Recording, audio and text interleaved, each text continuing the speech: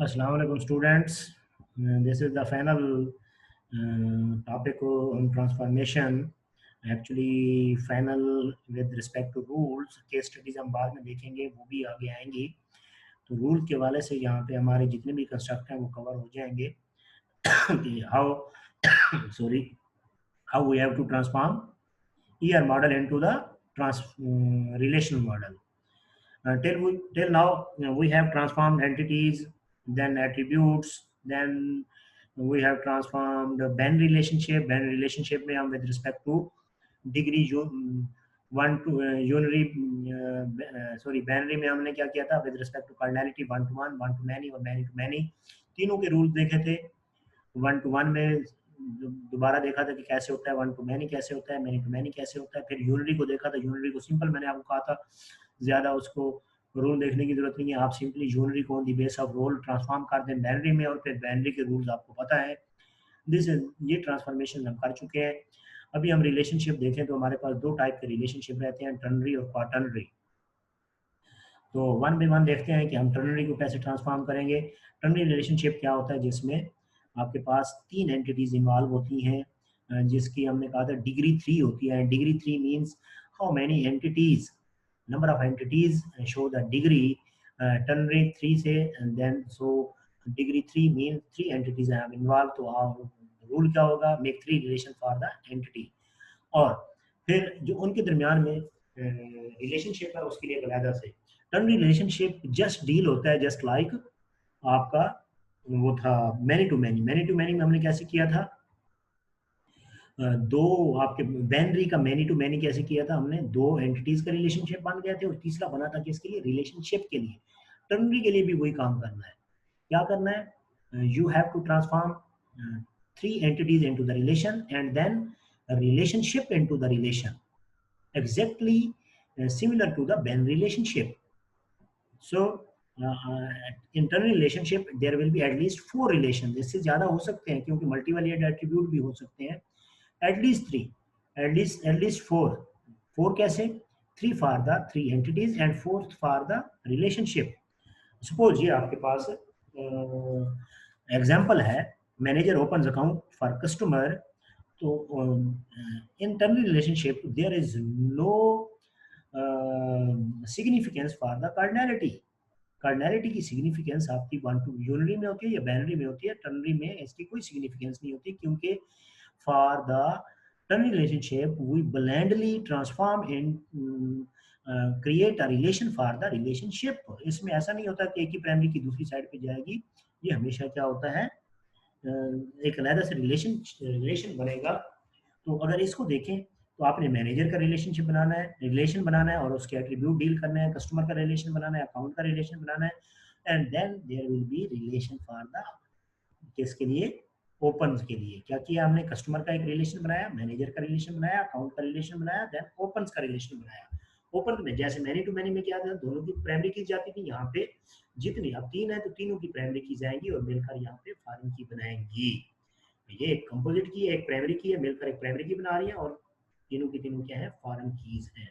So rule for the ternary relationship क्या बना, 3 entities involve है. आप क्या करेंगे, तीनों की अलग से रिलेशन बनाएंगे और रिलेशनशिप के लिए एक अलग से रिलेशन बनाएंगे और उसमें तीनों की प्राइमरी की, जो तीनों एंटिटीज इन्वॉल्व है उनकी प्राइमरी की यहाँ पे आएगी एज अ फॉरेन की और मिलकर कंपोजिट की बनाएंगी. Very simple. Quaternary relationship exactly वैसे ही डील होगा जैसे आपका बाइनरी का मैनी टू मैनी हुआ है और टर्नरी हुआ है. तो क्वाटर्नरी क्या होता है, इसमें 4 आपके पास 4 एंटिटीज इन्वॉल्व होती हैं. Manager open the account for a customer at branch. अगर हम इसको रीड करें तो ऐसे होगा. तो अगर आप इसको ट्रांसफॉर्म करने जा रहे हैं तो 1 for the manager, 1 for the customer, 1 for the account, 1 for the branch and 1 for the opens. And in the opens primary key from MID, from manager, from customer, from account, from branch will come here. तो क्या किया हमने, customer का एक relation बना दिया, उसके attribute deal किए, मैनेजर का बनाया, उसके एट्रीब्यूट डील किए, अकाउंट का, देन ब्रांच का, देन फॉर रिलेशनशिप. सो फार हमने क्या किया है, रिलेशनशिप ट्रांसफॉर्म कर दिया और एंटिटीज और एट्रीब्यूट्स ट्रांसफॉर्म कर दिए. आपके पास दो चीजें अभी रहती हैं, एक एसोसिएटिव एंटिटीज और एक सब टाइप और सुपर टाइप। तो एसोसिएटिव एंटिटी देखते हैं। एसोसिएटिव एंटिटी हम उसको कहते हैं जो रिलेशनशिप हैविंग एट्रीब्यूट्स, जिसे हम जीरंड भी कहते हैं। रिलेशनशिप, स्टूडेंट बारो a book, borrows a borrowed book, और बारो डेट आपका एट्रीब्यूट बारोड बुक का भी नहीं होगा और स्टूडेंट का भी नहीं होगा, ये एट्रीब्यूट किसका होगा, बारोज का।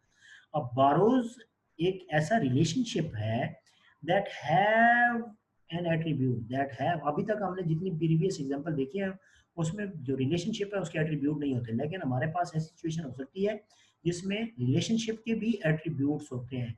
ऐसे रिलेशनशिप को हम कहते हैं associative entities or gerund, or gerund.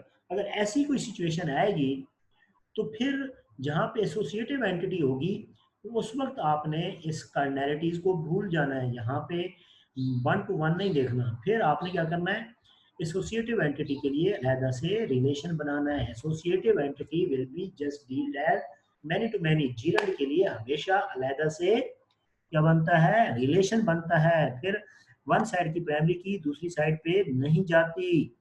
हम अब अगर ये क्या है, if relationship is a gerund और एसोसिएटिव एंटिटी, फिर उसकी कार्डिनैलिटी, उसकी डिग्री, कोई चीज नहीं नोट करनी आपने, आप जस्ट उसके लिए अलग से एक रिलेशन बनाएंगे। तो यहाँ पर देखें, स्टूडेंट का एक रिलेशन, बारोड बुक का अलग से रिलेशन, और फिर बारोज का एक अलग से रिलेशन बनाया है। क्यों बनाया है, क्योंकि ये एक, हालांकि देखें ये मैनी टू मैनी नहीं है, ये टर्नरी नहीं है, क्वार्टरनरी नहीं है, लेकिन फिर भी अलग से रिलेशन। क्यों, क्योंकि ये एसोसिएटिव एंटिटी है। एसोसिएटिव एंटिटी क्यों है, क्योंकि रिलेशनशिप का अलग से एट्रीब्यूट है। तो दोनों की प्राइमरी की यहाँ पे आएगी और ये इसका एट्रीब्यूट आएगा, तो ये आपके पास एसोसिएटिव। द लास्ट इसमें कंस्ट्रक्ट है सुपर टाइप और सब टाइप का।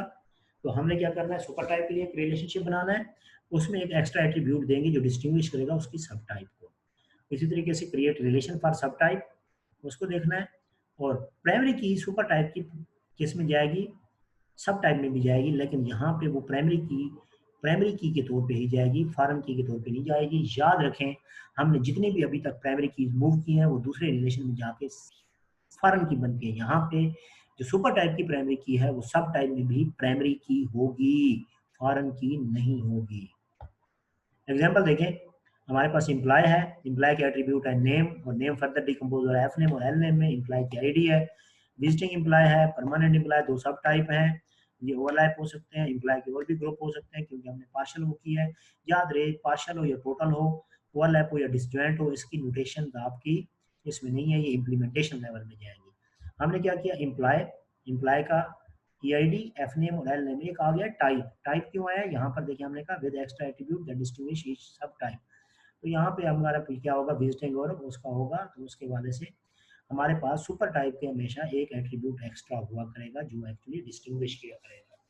फिर हमने क्या किया है, विजिटिंग इम्प्लाई की अलग से बना दी है, उसमें क्या किया है, इसकी प्राइमरी की यहाँ पे आ गई है और इसके अपने एट्रीब्यूट आ गए हैं। ये यहाँ पे जो है ना एट्रीब्यूट गड़बड़ है, यहाँ पे विजिटिंग में हार्ली रेट होनी चाहिए, यहाँ पे सैलरी होनी चाहिए। ये ज़रा ठीक कर लीजिएगा, यहाँ पे हार्ली रेट और यहाँ पे सैलरी। तो ये आपका क्या हो गया, कन्वर्ट ट्रांसफॉर्म हो गया एक सुपर टाइप और सब टाइप का कंसेप्ट। तो फर्दर हम जो कमिंग वीडियोस में देखेंगे, एक पूरी केस स्टडी उठाएंगे, उसमें सारी चीज़ें इन्वॉल्व होंगी, 1 by 1 हम पूरा कंप्लीट ईआरडी कंस्ट्रक्ट हमने देख ली है। पूरी ईआरडी कैसे वो होगी वो हम देखेंगे उसमें नेक्स्ट वीडियोस में। Thank you.